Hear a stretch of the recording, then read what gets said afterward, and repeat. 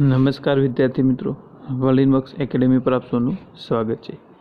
મિત્રો, આજે છે 24 જુલાઈ 2021 અને આજના લેક્ચરમાં આપણે આજના કેટલાક મહત્ત્વના કરંટ અફેર વિશે ચર્ચા કરવાના છીએ કે જે તમારી આગામી પીએસઆઈ, કોન્સ્ટેબલ, બિન સચિવાલય તેમજ જીપીએસસી ક્લાસ 1-2 અને ડીવાયએસઓ એસટીઆઈ તેમજ પીએની પરીક્ષામાં પૂછાઈ શકે તેવા મહત્ત્વના પ્રશ્નોની આપણે સંપૂર્ણ ડિટેલ સાથે ચર્ચા કરવાના છે।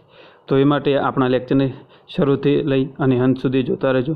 તેમજ મિત્રો, તમને આપણું લેક્ચર પસંદ આવે છે તો લેક્ચરને વધુમાં વધુ શેર કરો, જેનાથી વર્લિનવર્ક્સ દ્વારા તમને યુટ્યુબના માધ્યમથી સમગ્ર દિવસનું પરીક્ષાલક્ષી મહત્ત્વપૂર્ણ કરંટ અફેર એ પણ માત્ર 15 થી 20 મિનિટની અંદર મળે છે। તો ચોક્કસથી આ લેક્ચરનો લાભ ઉઠાવો અને તૈયારી કરતા દરેક વિદ્યાર્થી સુધી આપણું લેક્ચર પહોંચાડો, જેનાથી એમને પણ ફાયદો થઈ શકે। તેમજ મિત્રો, તમે હજુ સુધી આપણી વર્લિનવર્ક્સ યુટ્યુબ ચેનલને સબસ્ક્રાઈબ કરી નથી તો તેને હાલ જ સબસ્ક્રાઈબ કરી દો અને બાજુમાં આપેલ બેલ આઇકન પ્રેસ કરો, જેથી આવનારા દરેક નવા વિડીયોની અપડેટ તમને મળતી રહે। તેમજ મિત્રો, તમે લેક્ચર અંગેના પોતાના કિંમતી પ્રતિભાવો કમેન્ટ બોક્સની અંદર જણાવવાનું રાખો, જેનાથી અમને મોટિવેશન મળતું રહે અને આવી જ રીતે તમારા માટે દિવસભરના મહત્ત્વના કરંટ અફેર વિશેની આપણે ચર્ચા કરતા રહીએ। તો મિત્રો, ચાલો શરૂઆત કરીએ આજના લેક્ચરની। તો ગઈકાલના લેક્ચરમાં આપણે પ્રશ્ન પૂછ્યો હતો કે અમેરિકાની રાજધાની કઈ છે? તો મિત્રો, એની અંદર આપણો જવાબ આવે છે વોશિંગ્ટન। મિત્રો, આ પ્રશ્નનો જવાબ ઘણા વિદ્યાર્થી મિત્રો સાચો આપે છે, જે ખૂબ જ સારી બાબત કહી શકાય। મિત્રો, આવી જ રીતે લેક્ચરના અંતમાં પૂછવામાં આવતો પ્રશ્નનો જવાબ તમે કમેન્ટ બોક્સની અંદર જણાવી રાખો, જેનાથી તમારા જીકેમાં વધારો થઈ શકે। તો મિત્રો, આ સાથે ચાલો શરૂઆત કરીએ આજના લેક્ચરના પહેલા પ્રશ્નથી। તો તાજેતરમાં ડીઆરડીઓએ સપાટીથી હવામાં માર કરવાવાળી નવી પેઢીની કઈ મિસાઇલનું સફળ પરીક્ષણ કર્યું છે? તો મિત્રો, એની અંદર આપણો જવાબ આવે છે આકાશ। તો તાજેતરમાં ડીઆરડીઓએ સપાટીથી હવામાં એટલે કે સરફેસ ટુ એર માર કરી શકે એવી એક નવી પેઢીની આકાશ મિસાઇલનું સફળ પરીક્ષણ કર્યું છે। તો વાત કરીએ એના વિશે, તો હૈદરાબાદ સ્થિત રક્ષા અનુસંધાન અને વિકાસ પ્રયોગશાળાએ, જેને ડીઆરડીઓની પ્રયોગશાળાઓ સાથે મળીને આ મિસાઇલની પ્રણાલી જે છે એને વિકસિત કરી છે અને આ મિસાઇલનું પરીક્ષણ જે છે એ ઓડિશાના ચાંદીપુર ખાતે કરવામાં આવ્યું હતું।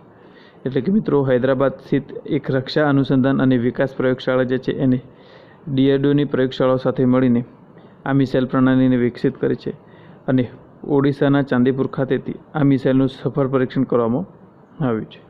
મિત્રો, આ જે ડીઆરડીઓ અંગેનો પ્રશ્ન છે એ તમારી પરીક્ષા માટે ખૂબ જ મહત્ત્વનો એટલે કે મોસ્ટ ઇમ્પોર્ટન્ટ કહી શકાય। તો આ પ્રશ્નને નોટ ડાઉન કરી શકો છો, કારણ કે ડીઆરડીઓને લગતા પ્રશ્નો પૂછવાની શક્યતાઓ વધુ હોય છે। તો મિત્રો, અહીંયા વાત છે ડીઆરડીઓની। તો ડીઆરડીઓ સંબંધિત તાજેતરના કેટલાક કરંટ અફેર વિશે ચર્ચા કરીએ। તો એન્ટી રેડિયેશન મિસાઇલ, જેનું નામ છે રુદ્રમ, તેનું સફળ પરીક્ષણ કરવામાં આવ્યું છે। તેમજ દેશના પ્રથમ એરડ્રોપ કન્ટેનર સહાયક એન્જિનનું સફળ પરીક્ષણ કરવામાં આવ્યું છે। આ સિવાય સીઆરપીએફ માટે રક્ષિતા નામની એક બાઇક એમ્બ્યુલન્સ વિકસિત કરવામાં આવી છે। તેમજ સંત મિસાઇલનું સફળ પરીક્ષણ કરવામાં આવ્યું છે। આ સિવાય અભ્યાસ નામના એક સ્વદેશી હાઈ સ્પીડ ડ્રોનનું સફળ પરીક્ષણ કરવામાં આવ્યું છે। તેમજ વાત કરીએ તો તાજેતરમાં જ નિર્ભય નામની એક સબસોનિક ક્રૂઝ મિસાઇલનું સફળ પરીક્ષણ કરવામાં આવ્યું છે।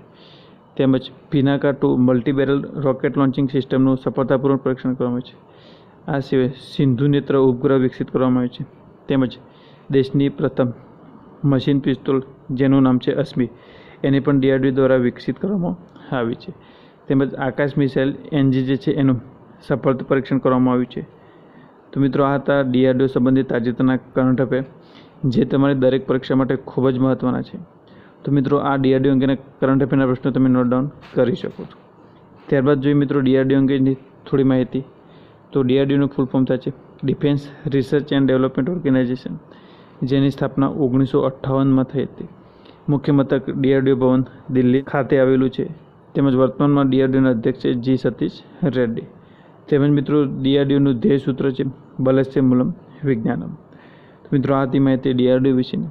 ત્યારબાદ જોઈએ આપણો આગળનો પ્રશ્ન। તો તાજેતરમાં ભારતીય રાજમાર્ગ પ્રાધિકરણના નવા કાર્યકારી અધ્યક્ષ કોણ બન્યા છે? તો મિત્રો, એની અંદર આપણો જવાબ આવે છે હરમાન ગિરિધર। તો તાજેતરમાં જ ભારતીય રાજમાર્ગ પ્રાધિકરણના કાર્યકારી અધ્યક્ષ બન્યા છે હરમાન ગિરિધર। તો વાત કરીએ એના વિશે, તો તાજેતરમાં મિનિસ્ટ્રી ઓફ ટ્રાન્સપોર્ટ એન્ડ હાઈવેના સચિવ હરમાન ગિરિધરને ભારતીય રાષ્ટ્રીય રાજમાર્ગ પ્રાધિકરણના અધ્યક્ષ તરીકે વધારાનો હવાલો સોંપવામાં આવ્યો છે। તેમજ વર્તમાન અધ્યક્ષ સુખબીરસિંહ સંધુ જે છે તેઓ ઉત્તરાખંડના મુખ્ય સચિવ તરીકે નિમણૂક કરવામાં આવેલી છે. એટલે કે મિત્રો તાજેતરમાં જ મિનિસ્ટ્રી ઓફ ટ્રાન્સપોર્ટ એન્ડ હાઈવેના સચિવ અરમાન ગિરીધરને ભારતીય રાષ્ટ્રીય રાજમાર્ગ પ્રાધિકરણના અધ્યક્ષ તરીકે વધારાનો હવાલો આપવામાં આવ્યો છે, કારણ કે વર્તમાન સમયના અધ્યક્ષ જે હતા સુખબીરસિંહ સંધુ તેઓ ઉત્તરાખંડના મુખ્ય સચિવ તરીકે નિમણૂક પામ્યા છે. ત્યારબાદ જોઈએ મિત્રો આપણો આગળનો પ્રશ્ન. તો તાજેતરમાં રાષ્ટ્રીય પ્રસારણ દિવસ ક્યારે મનાવવામાં આવ્યો? તો મિત્રો એની અંદર આપણો જવાબ આવે છે 23 જુલાઈ. તો તાજેતરમાં 23 જુલાઈના રોજ રાષ્ટ્રીય પ્રસારણ દિવસ મનાવવામાં આવ્યો છે. તો વાત કરીએ આના વિશે. તો દર વર્ષે ભારતમાં 23 જુલાઈના રોજ રાષ્ટ્રીય પ્રસારણ દિવસ મનાવવામાં આવે છે, કારણ કે આ જ દિવસે 1927માં ઇન્ડિયન પ્રસારણ કંપનીએ મુંબઈ સ્ટેશનથી રેડિયો પ્રસારણ શરૂ કર્યું હતું. એટલે કે મિત્રો 1927ની સાલમાં ઇન્ડિયન પ્રસારણ કંપનીએ મુંબઈ સ્ટેશનથી રેડિયો પ્રસારણની શરૂઆત કરેલી હતી, જેના યાદ નિમિત્તે 23 જુલાઈના રોજ આ દિવસ મનાવવામાં આવે છે. તેમજ વાત કરીએ તો ભારતીય પ્રસારકના રૂપમાં ઓલ ઇન્ડિયા રેડિયો જે છે એ તમામ ભારતીયોને સૂચિત, શિક્ષિત અને મનોરંજન પૂરું પાડે છે. તો ત્યારબાદ મિત્રો આપણે આગળના પ્રશ્નની ચર્ચા કરી એ પહેલાં વાત કરી તો વર્લિનબોક્સ એકેડેમી ગાંધીનગર દ્વારા આગામી કોન્સ્ટેબલની પરીક્ષા માટે એક કોન્સ્ટેબલ માટે સ્પેશિયલ બેચ શરૂ કરવામાં આવી છે, અને જેની શરૂઆત 22 જુલાઈથી થઈ ચૂકેલી છે. તેમજ મિત્રો આ બેચનો ટાઈમ ટેબલ છે, જેમાં 10:30 થી 12:30 સુધી રહેશે. તેમજ મિત્રો આ બેચની અંદર તમને ગાંધીનગરની શ્રેષ્ઠ ફેકલ્ટી દ્વારા શિક્ષણ તથા માર્ગદર્શન આપવામાં છે. તેમજ ડેલી, વીકલી અને મંથલી ટેસ્ટનું આયોજન કરવામાં આવ્યું છે. તેમજ દર મહિને કરંટ અફેરનો એક સેમિનાર પણ હશે. આ સિવાય મિત્રો આ બેચમાં તમને નિઃશુલ્ક રીડિંગ માટે લાઇબ્રેરીની સુવિધા પણ ઉપલબ્ધ કરવામાં આવે છે. તેમજ ક્લાસ માટેના જે અદ્યતન સુવિધા પર વર્ગખંડો છે. આ સિવાય તેજસ્વી વિદ્યાર્થીઓને વિશેષ પ્રોત્સાહન પણ આપવામાં આવશે. મિત્રો વર્લિનવર્ક્સ એકેડેમી જે છે એ પોલીસની ભરતીઓમાં સૌથી વધુ સારા પરિણામ આપતી એક ગાંધીનગરની એકમાત્ર સંસ્થા છે. તો મિત્રો જલ્દીથી આ બેચમાં જોઈન થવા માટે તમે આપણા ફ્રી ડેમો લેક્ચર જે છે એ 22, 23 અને 24 જુલાઈ દરમિયાન આયોજિત કરવામાં આવે છે. તો તમે ડેમો ક્લાસ એટેન્ડ કરી શકો છો, જેનાથી તમને ક્લાસ અને બેચ વિશેનો તમને સંપૂર્ણ આઈડિયા આવી જશે. તેમજ મિત્રો તમે આ બેચ વિશેની વધુ માહિતી માટે આપણા હેલ્પલાઇન નંબર 7575061818 પર કોલ કરી શકો છો. તેમજ બીજો આપણો એક હેલ્પલાઇન નંબર છે, જે છે 8238238787. મિત્રો આ બંનેમાંથી કોઈપણ નંબર પર તમે માહિતી મેળવી શકો છો. તો મિત્રો આ હતી માહિતી આપણા કોન્સ્ટેબલ બેચ વિશેની. ત્યારબાદ જોઈએ મિત્રો આપણો આગળનો પ્રશ્ન. તો વર્ષ 2032ના ઓલિમ્પિક અને પેરાલિમ્પિક રમતોની મેજબાની કયો દેશ કરશે? તો મિત્રો એની અંદર આપણો જવાબ આપીએ ઓસ્ટ્રેલિયા. તો આગામી 2032માં ઓલિમ્પિક અને પેરાલિમ્પિક રમતો જે છે એની મેજબાની ઓસ્ટ્રેલિયા કરશે. તો વાત કરીએ એના વિશે. તો આંતરરાષ્ટ્રીય ઓલિમ્પિક સમિતિએ 2032ના ઓલિમ્પિક અને પેરાલિમ્પિક રમતો માટે ઓસ્ટ્રેલિયાના બ્રિસ્બેન શહેર જે છે એને મેજબાનના રૂપમાં વોટ આપ્યો છે. એટલે કે મિત્રો આજે 2032ની પેરાલિમ્પિક અને ઓલિમ્પિકની જે રમતો થશે એનું આયોજન ઓસ્ટ્રેલિયાના બ્રિસ્બેન શહેર ખાતે કરવામાં આવશે. ત્યારબાદ જોઈએ મિત્રો આપણો આગળનો પ્રશ્ન. તાજેતરમાં 48 કિલોગ્રામ વર્ગમાં કેડેટ વર્લ્ડ ચેમ્પિયન કોણ બને છે? તો મિત્રો એની અંદર આપણો જવાબ આવે છે અમન ગુલિયા. તો અમન ગુલિયા જે છે એ 48 કિલોગ્રામ વર્ગમાં કેડેટ વર્લ્ડ ચેમ્પિયન બને છે.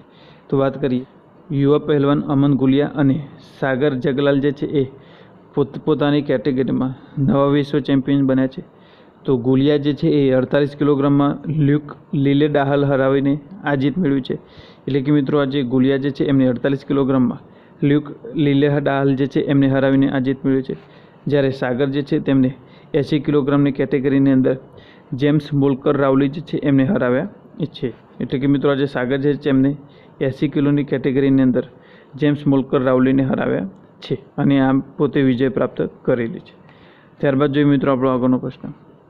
તો તાજેતરમાં કયા રાજ્યના મુખ્યમંત્રીએ દલિત બંધુ યોજના શરૂ કરી છે? તો મિત્રો એની અંદર આપણો જવાબ છે તેલંગાણા. તો તાજેતરમાં તેલંગાણાના મુખ્યમંત્રીએ દલિત બંધુ યોજના લોન્ચ કરી છે. તો તાજેતરમાં તેલંગાણાના મુખ્યમંત્રીએ રાવ હુજુરાબાદ વિધાનસભાના ક્ષેત્રથી એક પાયલોટ આધાર પર પોતાની સરકારની નવી જે દલિત સશક્તિકરણ યોજનાનું નામ બદલીને દલિત બંધુ નામથી લોન્ચ કરી છે. એટલે કે મિત્રો જે યોજના હતી દલિત સશક્તિકરણ તેનું નામ બદલીને દલિત બંધુના નામથી લોન્ચ કરવામાં આવી છે. અને આ યોજના અંતર્ગત પાત્ર દલિત પરિવારને તેમના ખાતામાં 10 લાખ રૂપિયાની રાશિ જમા કરવામાં આવશે. એટલે કે મિત્રો આ યોજના અંતર્ગત જે દલિતો જે છે તે લાભદાયી ઠેરે છે અને જે તમામ શરતો પૂરી કરે છે જેવા લાયક દલિત પરિવારોના ખાતાની અંદર 10 લાખ રૂપિયાની રકમ જમા કરવામાં આવશે. મિત્રો અહીંયા વાત છે તેલંગાણાની, તો તેલંગાણાના સ્ટેટિક જીકે વિશે ચર્ચા કરી. તો રાજધાની છે હૈદરાબાદ, રાજ્યપાલ છે તામિલિસાઈ સુંદરરાજન, મુખ્યમંત્રી છે કે ચંદ્રશેખર રાવ, મુખ્ય ન્યાયાધીશ છે હિમા કોહલી. તેલંગાણાને અન્ય 5 રાજ્યોની સીમાઓ સ્પર્શે છે, જેમાં એક મહારાષ્ટ્ર, બીજું કર્ણાટક, ત્રીજું આંધ્રપ્રદેશ, ચોથું છત્તીસગઢ અને 5મું છે ઓડિશા. ત્યારબાદ જો તેલંગાણાના મહત્વના રાષ્ટ્રીય ઉદ્યાન, તો જેમાં એક છે કાસુબ્રહ્માનંદ રેડ્ડી નેશનલ પાર્ક, બીજું છે મહાવીર હરિના વનસ્થલી નેશનલ પાર્ક અને ત્રીજું છે મૃગવાણી નેશનલ પાર્ક. તો મિત્રો આ તો તેલંગાણાનું સ્ટેટિક જીકે. ત્યારબાદ જોઈએ આપણો આગળનો પ્રશ્ન. તો ભારતીય નૌસેનાએ વેતન ખાતા માટે કઈ બેંક સાથે સમજૂતો કર્યો છે? તો મિત્રો એની અંદર આપણો જવાબ આવે છે કોટક મહિન્દ્રા બેંક.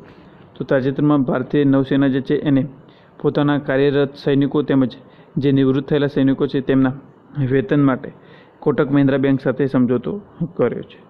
ત્યારબાદ મિત્રો આપણા આગળના પ્રશ્નની ચર્ચા કરી એ પહેલાં વાત કરી તો વર્લિન બક્સ એકેડેમી ગાંધીનગર દ્વારા જનરલ બેન્ચ શરૂ કરવામાં આવી છે. તો મિત્રો આ બેન્ચના તમે ફ્રી ડેમો 22, 23 અને 24 જુલાઈ દરમિયાન એટેન્ડ કરી શકો છો. તેમજ આ બેચ જે છે એ 22 જુલાઈથી શરૂ થઈ ગયેલી છે અને તેનો સમય છે 8 વાગ્યાથી 10 વાગ્યા સુધીનો. મિત્રો આ બેચની અંદર તમને ગાંધીનગરની સર્વશ્રેષ્ઠ ફેકલ્ટી ટીમ દ્વારા શિક્ષણ તેમજ માર્ગદર્શન આપવામાં આવશે. તેમજ વર્લ્ડ ઇનબોક્સ પ્રકાશનના કુલ 11 જેટલા પુસ્તકો તેમજ મંથલી મેગેઝિન એના 6 અદ્યતન અંક તમને આપવામાં આવશે. તેમજ ડેલી, વીકલી અને મંથલી ટેસ્ટનું આયોજન પણ કરવામાં આવ્યું છે. આ સિવાય દર મહિને એક કરંટ અફેરનો સેમિનાર પણ હશે. તેમજ રીડિંગ માટે તમને નિઃશુલ્ક લાઇબ્રેરી સુવિધા પણ ઉપલબ્ધ કરવામાં આવે છે. તેમજ અદ્યતન સુવિધાસભર વર્ગખંડો છે અને જે તેજસ્વી વિદ્યાર્થીઓ છે એમને વિશેષ પ્રોત્સાહન પણ આપવામાં આવશે. તો મિત્રો આ જનરલ બેચ વિશે વધુ માહિતી માટે તમે આપણા હેલ્પલાઇન નંબર 7575061818 પર કોલ કરીને માહિતી મેળવી શકો છો. તો મિત્રો આથી માહિતી આપણા વર્લિન બક્સ દ્વારા શરૂ કરવામાં આવેલ જનરલ બેચ વિશે. ત્યારબાદ જોઈએ મિત્રો આપણો આગળનો પ્રશ્ન. તો તાજેતરમાં કયા દેશના ક્યુબામાં હાઈ એલ્ટિટ્યૂડ બલૂનના માધ્યમથી લોકોને ઇન્ટરનેટ પહોંચાડવાની યોજના બનાવી છે? તો મિત્રો એની અંદર પણ જવાબ છે અમેરિકા.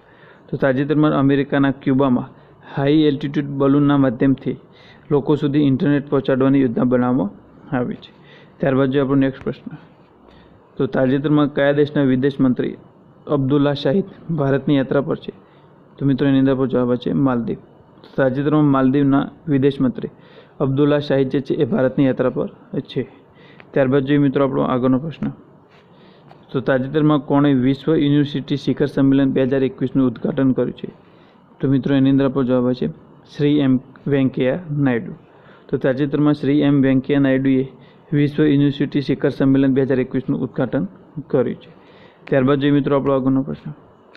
તો તાજેતરમાં ઉર્મિલ કુમાર થપલિયાલનું નિધન થયું છે. તેઓ કયા ક્ષેત્ર સાથે સંકળાયેલા હતા? તો મિત્રો એની અંદર આપણો જવાબ છે સાહિત્ય. તો આજે ઉર્મિલ કુમાર થપલિયાલનું નિધન થયું છે. તેઓ એક સાહિત્યકાર હતા. ત્યારબાદ જોઈએ આપણો આગળનો પ્રશ્ન. તો વિશ્વ બેંકની સ્થાપના ક્યારે થઈ છે?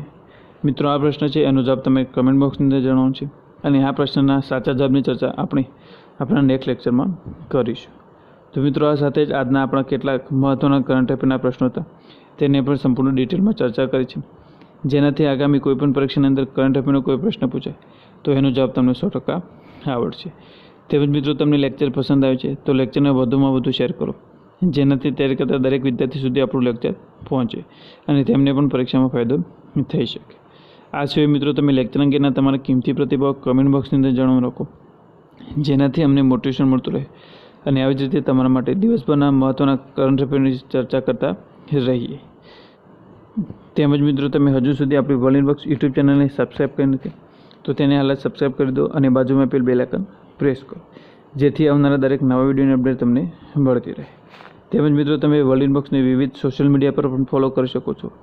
આ સિવાય વર્લ્ડ ઇનબોક્સ દ્વારા ચલાવવામાં આવતા વિવિધ સ્પર્ધાત્મક પરીક્ષાઓના કોર્સને પરચેસ કરવા તેમજ કોર્સ વિશેની કોઈપણ પ્રકારની માહિતી મેળવવા માટે તમે આપણા હેલ્પલાઇન નંબર 8238238787 પર કોલ કરીને માહિતી મેળવી શકો છો. તો મિત્રો આ સાથે જ આજના લેક્ચરને અંત સુધી જોવા માટે આપનો આભાર. ફરીથી મળીએ આપણા નેક્સ્ટ લેક્ચરમાં.